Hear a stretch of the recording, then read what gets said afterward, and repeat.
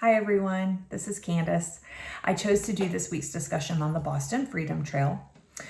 The Boston Freedom Trail is a 2.5-mile trail consisting of 16 important historical sites related to our Revolutionary period.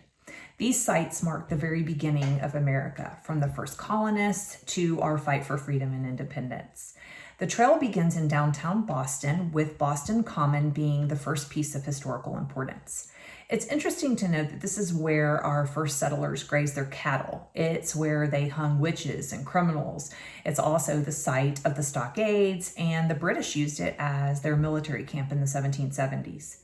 The trail also takes you to locations such as Park Street Church, where William Lloyd Garrison gave his anti-slavery sermon, the Granary Burial Ground, where 3 of the signers of the Declaration of Independence are buried, the Old South Meeting House, where Sam Adams gave his passionate speech about the tea tax. The Freedom Trail is exactly what the name suggests. It is a trail consisting of significant historical places that helped carve our country's independence. In essence, it is the story of our trail to independence in real life. Prior to the creation of the Freedom Trail, many of America's historic sites were just that. They were sites. They were forgotten, and in some instances destroyed. Samuel Adams' home was torn down in the 1820s, as was John Hancock's mansion in 1863. It wasn't until 1906 that Paul Revere's house was saved from demolition. The Old South Meeting House was auctioned off and almost scrapped, and the Old State House was almost torn down in an effort to improve traffic. The idea that these significant places were not considered as such some 250 years ago is an indication that thought needs to be given to the events that shape our country and the significance they will have for future generations.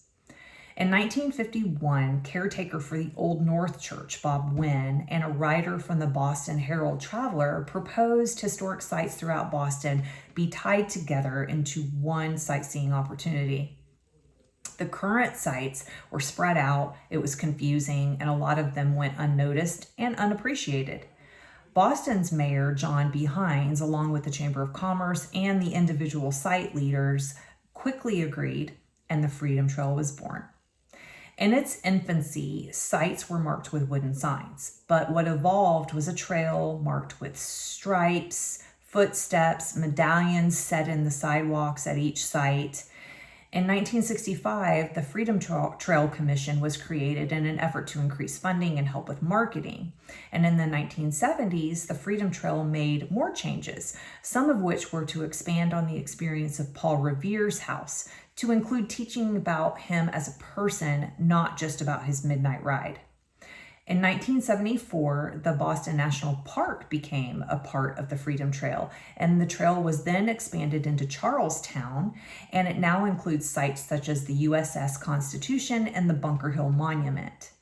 In the 1990s, further changes were made to the trail that included a display of early African American communities, the Black Heritage Trail, the Boston Women's Heritage Trail, the Literary Trail of Greater Boston, Boston by the Sea, and the Innovation Odyssey.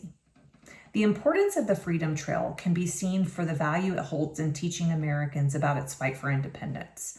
Boston is considered the cradle of liberty, as it took center stage in the war for independence from Great Britain. If the significant sites weren't preserved and their stories not told, Americans would certainly undervalue the freedoms our forefathers fought for. The additions made to the trail to include Black and women heritage are equally important. So often, stories from these two groups of people are not told. Therefore, their contributions go unnoticed by the majority. Sharing their story adds to the value of the history that came from them. For me, the Freedom Trail provides an incredible teaching opportunity. The history is rich, and there's been so much done to share that with those who choose to walk it. The various sites are independently managed, and the way the history is presented varies. It opens an opportunity to learn in different ways as each site is visited. If I were to have an opportunity to take students there to learn, I would take advantage of it.